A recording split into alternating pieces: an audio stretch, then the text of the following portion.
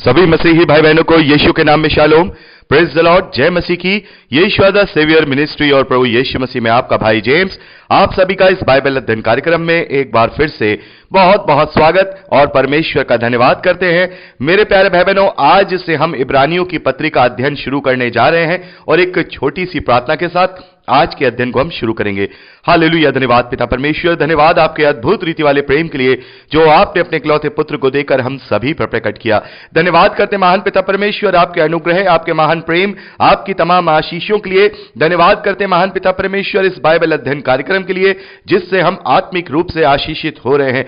होने दीजिए महान पिता परमेश्वर, आज से हम इब्रानियों की पत्री का अध्ययन शुरू करने जा रहे हैं जिसमें ऐसी बहुत सारी बातें हैं जिसमें हमें आत्मिकता में गहराई से अध्ययन करने की जरूरत है। तो होने दीजिए महान पिता परमेश्वर, इस अध्ययन में आप हमारी अगुवाई कीजिए, पवित्र आत्मा हमारी मदद करे, हमारी सहायता करे और सत्य वचनों को सत्य रीति से हम जाने और अपने जीवन में लागू करें और आपके ग्रहण योग्य बनने पाए। पिता परमेश्वर, सारी व्यवस्थाओं को महान पिता परमेश्वर हम आपके हाथों में सौंपते हैं। रिकॉर्डिंग किए जाने को, वचन को समझने को, वचन को समझाए जाने को, हर एक बात को पिता हम आपके जोरावर और ताकतवर हाथों में सौंपते हैं। आप हमारी मदद और अगुवाई कीजिए।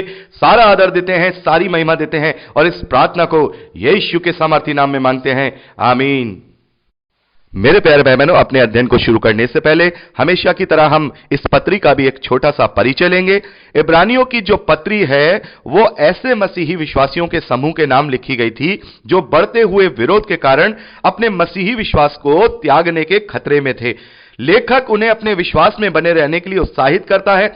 मेरे प्यारे भाई बहनों, जब हम इब्रानियों की पत्री पढ़ते हैं तो वहां हम देखते हैं कि इसके लेखक के विषय में कोई उल्लेख नहीं है। अभी हमने जब पौलुस की पत्रियों को पढ़ा तो वहां देखा कि पौलुस अभिवादन लिखते हैं और वहां लिखते हैं पौलुस की ओर से यह पत्री लिखी गई है और हमें पता चल जाता है कि यह प्रेरित पौलुस की तरफ से यह पत्री लिखी गई है। लेकिन इब्रानियों की पत्री में हम कोई भी अभिवादन नहीं देखते हैं, ना ही शुरू में देखते हैं, ना ही लास्ट में देखते हैं। लेखक के नाम के विषय में इसमें कोई भी चर्चा नहीं है। इस कारण से जो दुनिया भर के स्कॉलर्स हैं वो अलग अलग मत के अनुसार इसके लेखक के विषय में कहा करते हैं। कुछ लोग कहते हैं कि नहीं भाई ये पौलुस के द्वारा ही लिखा गया है, कुछ लोग कहते हैं नहीं ये पौलुस के द्वारा नहीं लिखा गया है बल्कि तीमुथियुस के साथ जो लोग साथी हैं जैसे कि अपोलोस हैं, सिलास हैं, बरनबास हैं या और अन्य मसीही विश्वासी, उनके द्वारा ये लिखी गई है। तो मेरे प्यारे भाई बहनों, जब हम इस पत्री का अध्ययन करते हैं, खास तौर पर जब हम इसका 13वां अध्याय उसके 23वें और 24वें वचन को पढ़ते हैं तो यहां लिखा है, तो मैं यह ज्ञात हो कि तीमुथियुस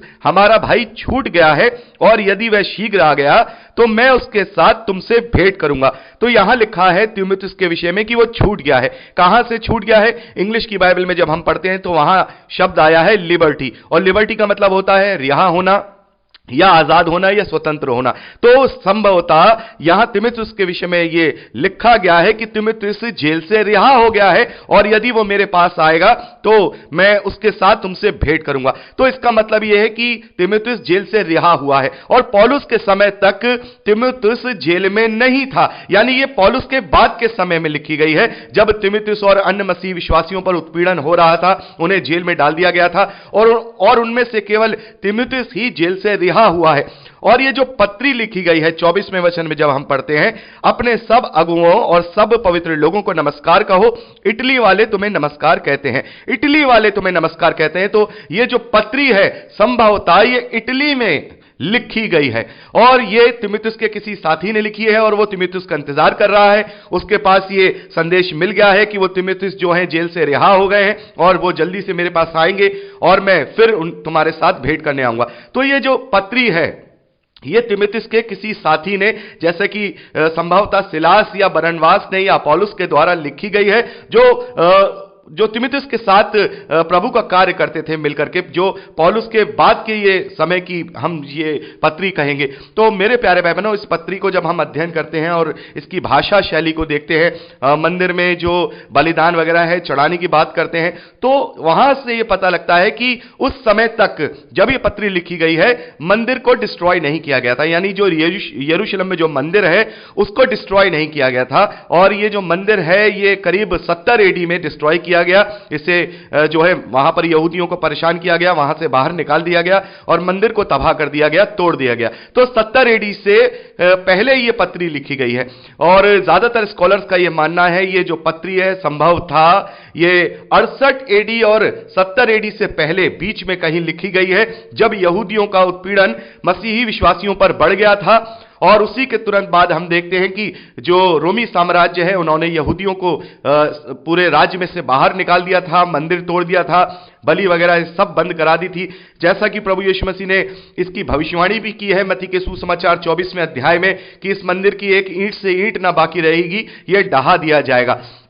तो मेरे प्यारे भाई बहनों, इसकी जो अप्रोक्सीमेटली जो डेट है वो निकल करके आती है 68 एडी से 69 एडी के बीच में ये लिखी गई है। और इसके लिखने का जो स्थान है ये इटली में एक किसी ऐसे मसीही विश्वासी के द्वारा लिखा गया है जो तिमुथियुस के साथ मिलकर के, या हम कहें उन्हीं के समय में वो है सेवकाई कर रहे थे, यानी कि ये पौलुस के द्वारा नहीं लिखी गई। इस पत्री को पढ़ के हम ये पूरी तरह से आकलन कर लेते हैं, लेकिन कुछ स्कॉलर्स कहते हैं कि नहीं, हो सकता है ये पौलुस के समय में ही लिखी गई हो, पौलुस के बाद हो सकता है कि पौलुस के समय तिमुथियुस को भी जेल में रिहा कर दिया गया हो, और बहुत सारी बातें करते हैं। खैर, इस पत्री को देखकर हम तो ये ही मेरा भी अपना पर्सनल खुद का मानना है कि ये पौलुस ने नहीं लिखी है, क्योंकि पौलुस के लिखने की भाषा बिल्कुल अलग है। हम देखते हैं कि जब इस पत्रियों को पढ़ते हैं तो पौलुस अपना जो है वहां परिचय देते हैं कि मैं प्रेरित पौलुस की ओर से इस व्यक्ति को या उस कलीसिया को लिख रहा हूं। तो यहां पर पौलुस ने इस तरीके का अभिवादन नहीं लिखा है, तो संभवतः ही नहीं बल्कि ये पक्के तौर पे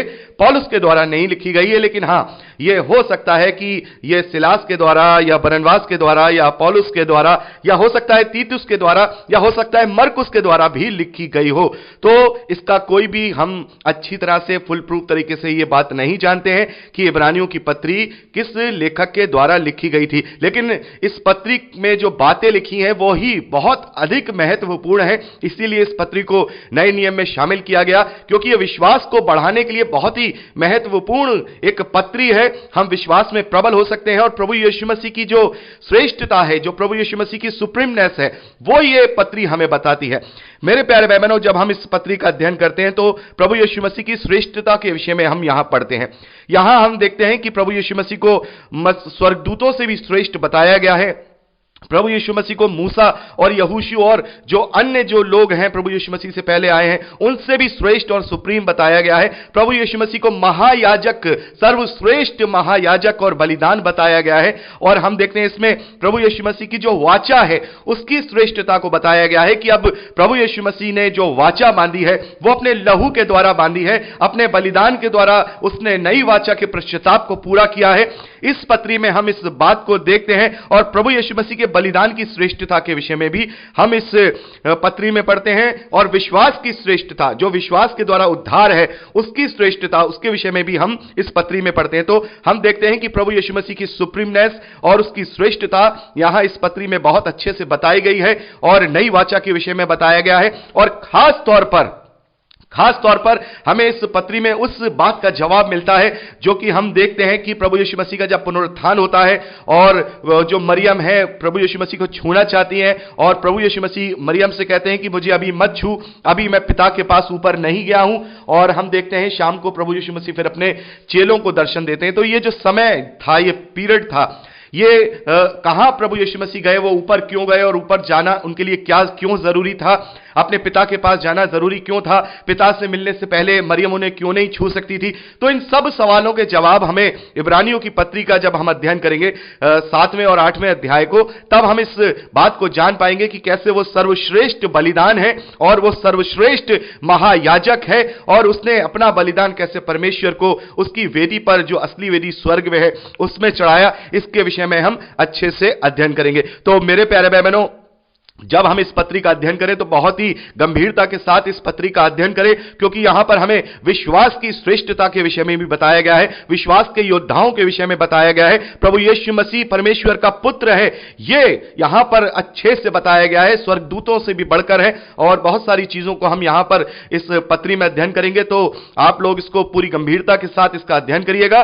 तो अब हमने इसका एक परिचय ले लिया है, अब हम अपने अध्ययन को शुरू करेंगे अगली रिकॉर्डिंग में। तो प्रभु आपको आशीष दे। Praise the lord. जय मसीह की।